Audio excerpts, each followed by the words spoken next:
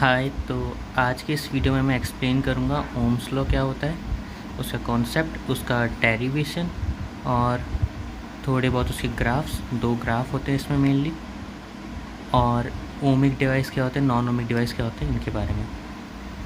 ये वीडियो ज़्यादा लंबा नहीं होगा, मुश्किल से 5 या 6 मिनट का, जिसके अंदर मैं ओम्स लॉ के बारे में लगभग सब बता दूँगा। सो स्टार्ट करते हैं। वापस से वही सस्ता सेटअप। तो सबसे पहले ओम्स लॉ की डेफिनेशन बता देता हूँ। ये लगा लिया मैंने हेडिंग, ओम्स लॉ। ठीक है। तो सबसे पहले स्टेटमेंट पढ़ते हैं। When the physical properties of the conductor remain same and or constant, the current flowing through the wire is directly proportional to the potential difference of battery. Means कि जब physical properties जैसे कि temperature, length, area, ये सारी चीज़ें जब constant होती है, तब कंडक्टर के अंदर जो करंट फ्लो करता है, उसके वायर में जो करंट फ्लो करता है, वो डायरेक्टली प्रोपोर्शनल होता है बैटरी के पोटेंशियल डिफरेंस के। इसको हम सीधा लिख सकते हैं V is proportional to I and V is equals to I R। Proportional का साइन हटाया और एक कांस्टेंट लगा दिया, तो यहाँ पे हमारे पास ओम्स लॉ आ जाता है। अब हम इसकी डेरिवेशन देखते हैं, जो कि ऐसे खास पूछी नहीं जाती, फिर भी पढ़ने के लिए अच्छा और एग्ज़ाम में क्वेश्चन आ सकता है।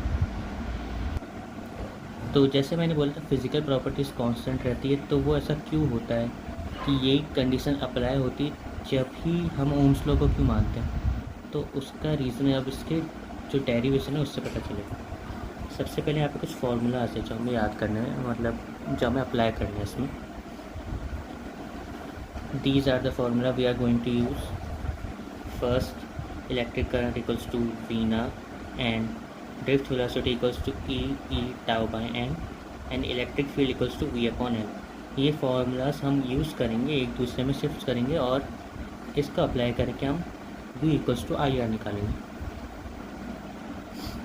First let take I equals to V naught, then I am going to displace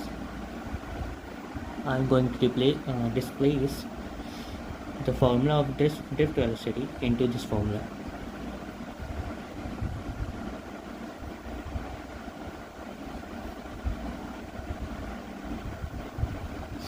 It is pretty simple, you can do this while watching this video.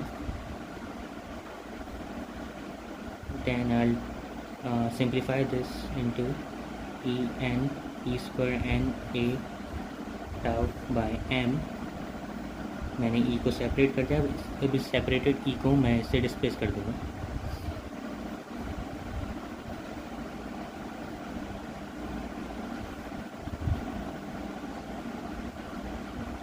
और अब हमारे पास आ गया है I इक्वल्स टू V, जो बाकी सभी वो कांस्टेंट बन गया। तो उसको कैसे करेंगे, मैं सारी चीज़ें I की साइड में लिख देता हूँ। I m L upon E square n a tau equals to V। अब मैं इसको घुमा देता हूँ ताकि दिखने में सिमिलर लगे। Equals to I m L upon E square n a tau। ये हमारा फॉर्मूला आ गया। अब यहाँ पे जो सारी फिजिकल प्रॉपर्टीज़ हैं वो सब कांस्टेंट है। मास कांस्टेंट होता है इलेक्ट्रॉन का, लेंथ कांस्टेंट है वायर की, एरिया कांस्टेंट है वायर का, टाउ रिलैक्सेशन टाइम वो किस पे डिपेंड करता है, टेम्परेचर पे, टेम्परेचर कांस्टेंट होता है। फिर नंबर ऑफ़ इलेक्ट्रॉन कांस्टेंट है और इलेक्ट्रॉन का चार्ज कांस्टेंट है। तो ये सारे कांस्टेंट को मैं एक कांस्टेंट में चेंज कर देता हूँ, V equals to I R, और ये हमारा फार्मूला बन गया, ओम्स लॉ रेडी। तो ये इसकी डेरिवेशन थी।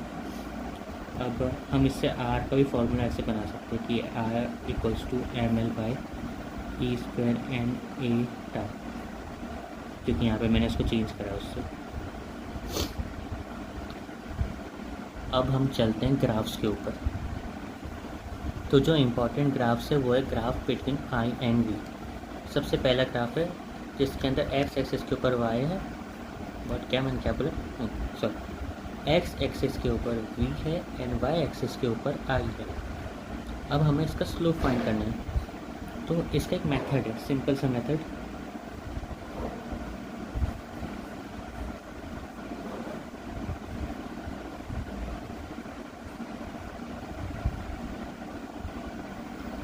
ठीक है, मैंने ये स्ट्रक्चर टाइप कुछ बनाया। तो अब इसका स्लोप फाइंड करेंगे हम कैसे। ये क्या जा रहा है, आई टू वी, तो हम यहाँ से आई टू वी जाते हैं, तो इसका रोटेशन ऐसे हुआ और ये यहाँ पे आया, है ना। इसको मैं आर को मैं सेपरेट कर लेता कि वो किस पोजीशन में आ रहा है, ऐसे, तो 1/r, तो स्लोप हो गई इसकी 1/r, सिंपल। अब जो दूसरा वाला है, इसके अंदर v/i जा रहा है, तब यहाँ पे उल्टा घुमा लेते हैं, v/i, तो इसमें कैसा हो जाएगा, रोटेशन ऐसे जा रहा है तो खाली r, तो इसकी स्लोप हो गई r। तो यही ग्राफ था इसके अंदर। जब graph between i to v देते या v/i देते तो उसमें स्लोप पूछ सकते हैं, या ग्राफ के अंदर कुछ वैल्यूज डाल के दे देंगे और बोलेंगे कि स्लोप की वैल्यू बताओ, तो हम ऐसे इस ग्राफ का इस्तेमाल कर सकते हैं। बाकी फॉर्मूला तो है ही। तो अब बात करते हैं कि ओमिक डिवाइस क्या होते हैं, ओमिक और नॉन ओमिक। ओमिक डिवाइस वो जो ओम्स लॉ को फॉलो करते हैं। ओमिक डिवाइसेस का जो ग्राफ होता है वो लीनियर होता है, जैसे ये ग्राफ है ना, ये लीनियर ग्राफ है।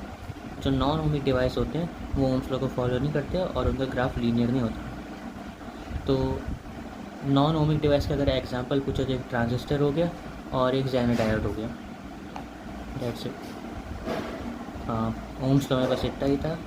बाकी सारे क्वेश्चंस वगैरह होंगे तो उसके क्वेश्चन प्रैक्टिस करना। और